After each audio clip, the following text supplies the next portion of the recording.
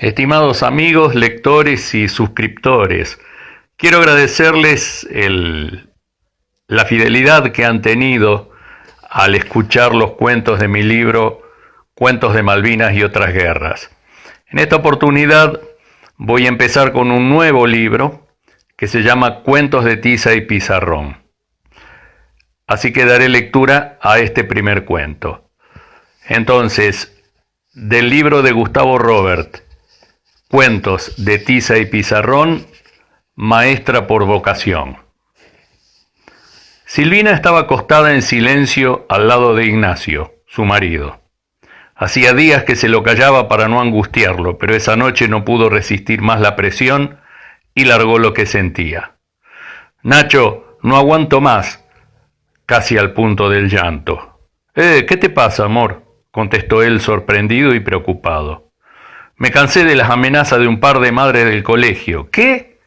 ¿Cómo que te amenazan?, dijo sentándose bruscamente en la cama.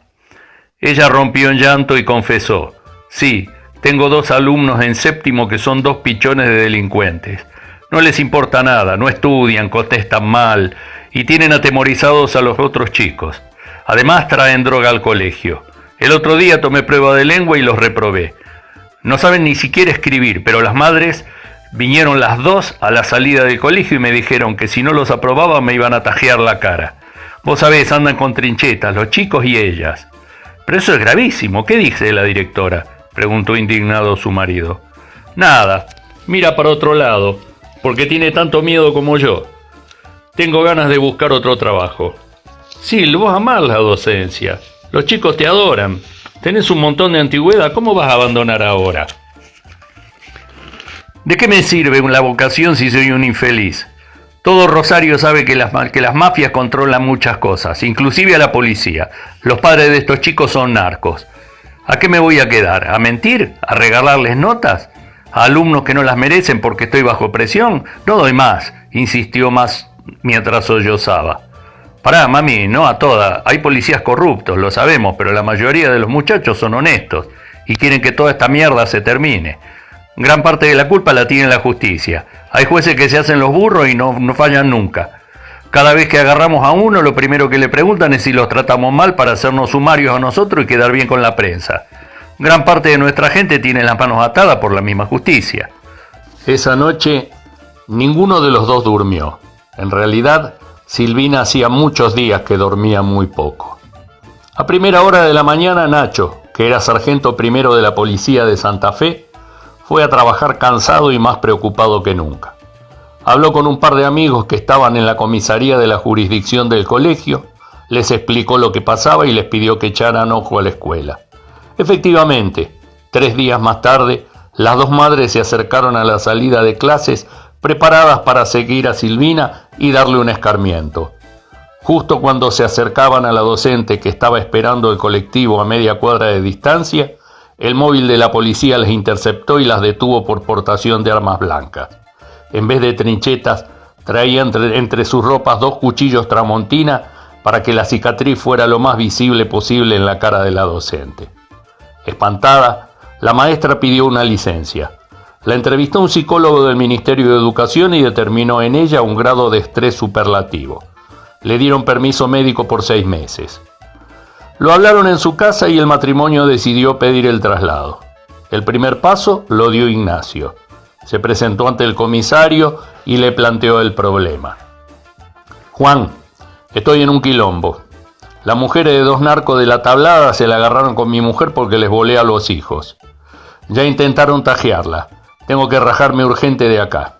Qué cagada, Nacho. Sos el mejor hombre que tengo, hace años que te conozco. Y sabés que confío más en vos que en mi propia sombra. Pero bueno, viejo, te entiendo. Déjame ver qué hago. El pedido de traslado comenzó su curso. El trámite de Silvina tendría que iniciarse una vez que se concretara el del marido. Con ambos sueldos apenas podían llevar una vida aceptablemente decorosa. No podían darse el lujo de que ella abandone su trabajo. Afortunadamente, Víctor, su único hijo, ya estaba estudiando en la universidad en Buenos Aires y tenía un trabajito con el que se pagaba los gastos principales. Nacho le tiraba unos pesitos al mes, pero el muchacho se esforzaba en todo para prescindir del apoyo paterno. Era de buena madera y sabía que tanto su madre como su padre se habían sacrificado mucho para que él cumpliera con su sueño de ser diplomático. Para eso sus padres le habían pagado los estudios de 3 idiomas durante casi todo el secundario, porque su deseo de entrar a Cancillería lo había manifestado desde chico. El joven hablaba fluidamente francés, inglés y alemán. Era el orgullo de la familia. Finalmente, el traslado de Nacho salió. Llegó al despacho de la jefatura provincial, donde lo destinaban a la comisaría de Gato Colorado, en el extremo norte de Santa Fe, a metros del límite con el Chaco. Allí, en vez de lidiar con narcos, ladrones y otras hierbas, tendría que vérselas con paisanos con facones, cuatreros y otra especie de delincuentes tan peligrosos como los de Rosario, pero menos organizados. La llamaron a Silvina del ministerio y se entrevistó con el responsable del personal. Ella tenía prestigio en el ámbito docente, por ser una muy buena maestra y tener siempre excelentes informes. «Usted, Silvina, pidió el traslado a Gato Colorado, ¿no?», preguntó el funcionario. «Sí, ¿me lo dan?», respondió ella entusiasmada. «Sí, bueno, en realidad no es exactamente en Gato Colorado. Es una escuela rural que está metida 30 kilómetros dentro del monte. Usted es una mujer muy de ciudad, no sé si se va a adaptar a esa nueva realidad. Con tal de salir de acá, mándenme arriba de un árbol si es necesario», dijo sin perder el entusiasmo. En un mes, el matrimonio había recorrido los casi 700 kilómetros que separan Rosario de Gato Colorado. El pueblo es pequeño y custodian su entrada 2 grandes estatuas de gatos pintados de rojo, como canes cerberos que custodian la entrada al Hades. Tal vez para cualquier otra maestra de ciudad, esa sería la entrada al inframundo, pues la vida en esos lugares es muy sacrificada. Las grandes urbes brindan servicios y comodidades que una pequeña localidad del Chaco santafesino seguramente no ofrece. No hay cines, ni teatros, ni shopping, ni ríos, ni parques, pero para Silvina esos gatos eran como 2 ángeles que custodiaban la entrada al Edén. Ella conocía lo que es tratar con el bajo mundo y las miserias que acarrea, la delincuencia, la droga, la violencia, las amenazas y otras lacras con las que debía enfrentarse en su querida Rosario. Gato Colorado recibe casi todos los servicios de localidades del sur del Chaco. En ese momento ni consultorio médico había en la localidad. Pero alguien dijo que la tranquilidad y la paz no tienen precio. Ella estaba dispuesta a pagarlo con el sacrificio diario que implicaba hacerse cargo de una escuelita rural en la zona más inhóspita de su provincia.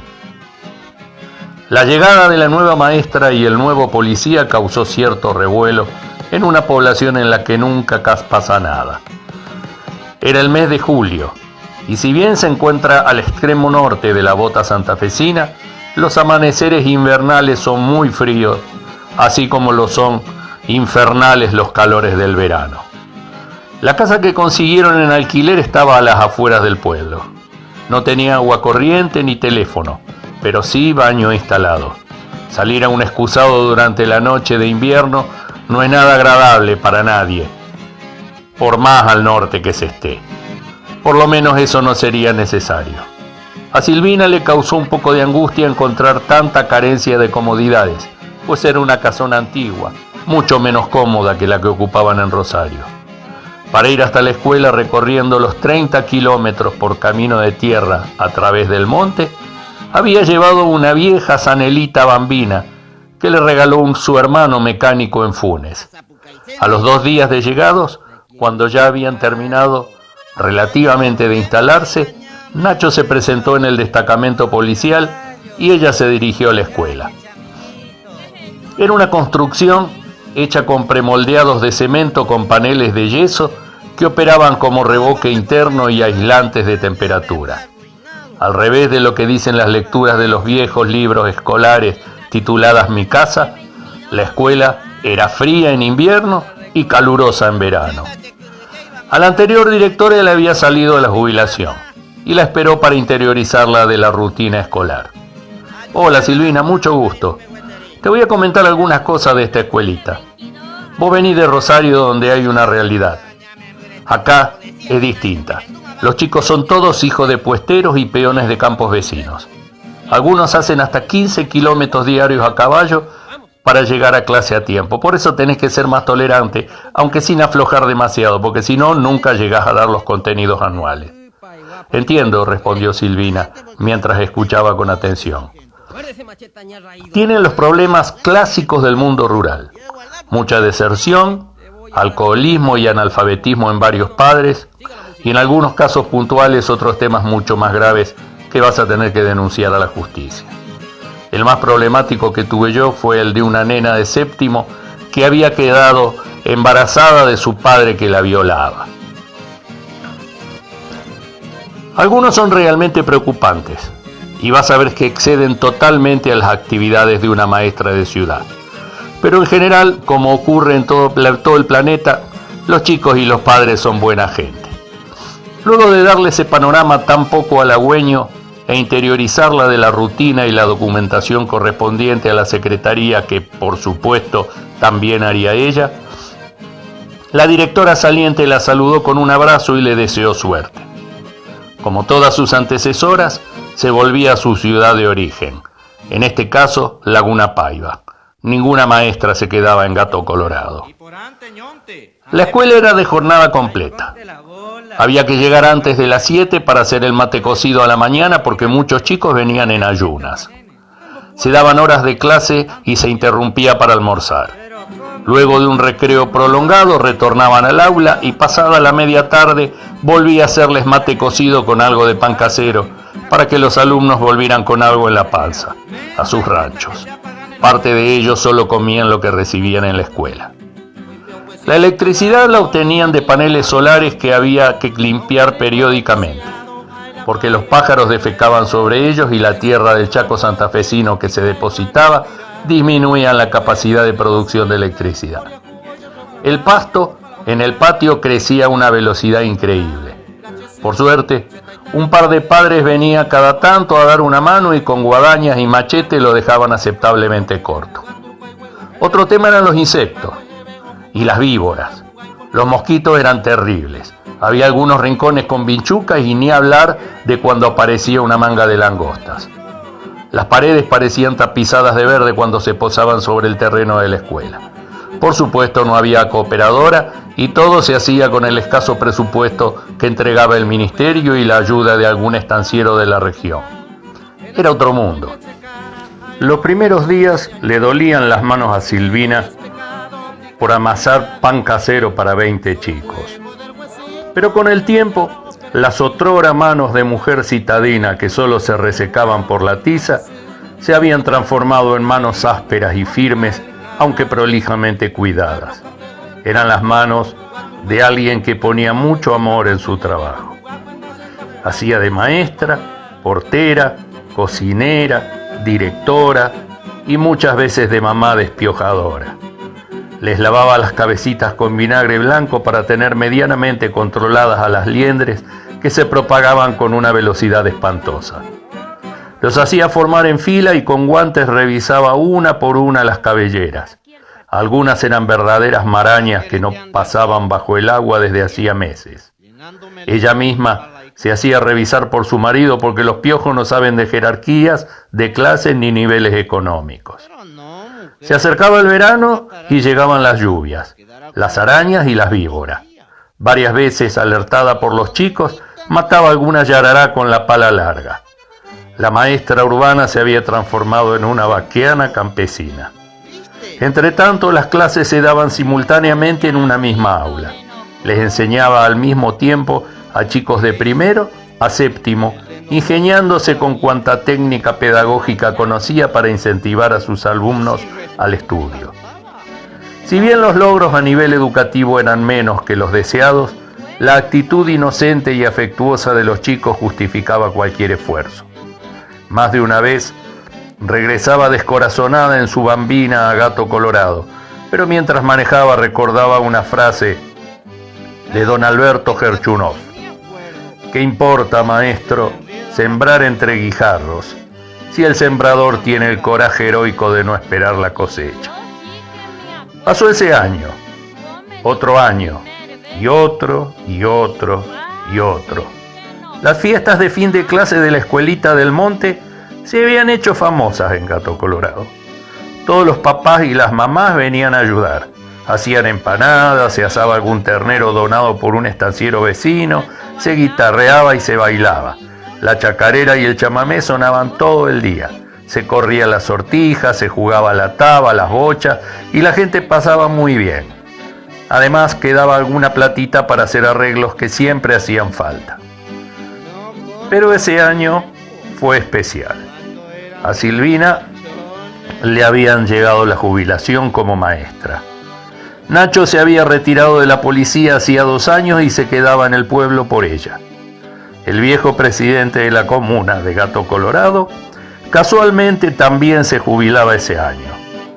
Todos demostraron a Silvina el cariño que le tenían. La nueva directora ya había llegado a hacerse cargo. Al final del día el corazón de la docente latía con fuerza porque sabía que esa tarde vería su escuelita probablemente por última vez. En nombre de toda la población, don Raúl, el presidente de comuna, le regaló una plaqueta. Ella la recibió con lágrimas en los ojos. Todo el pueblo se la respetaba pues sabían de su trabajo. Por eso, al momento de abrazarla, el viejo político le dijo en voz baja: Silvina, quiero que sea mi sucesora. Ganó las elecciones. En los últimos 4 años ha traído bienestar y progreso mediante una gestión como ella, transparente y noble. Hoy, Silvina Garnica sigue siendo presidente comunal de Gato Colorado. Pero en el fondo de su ser, nunca se jubiló porque ella sigue siendo maestra por vocación.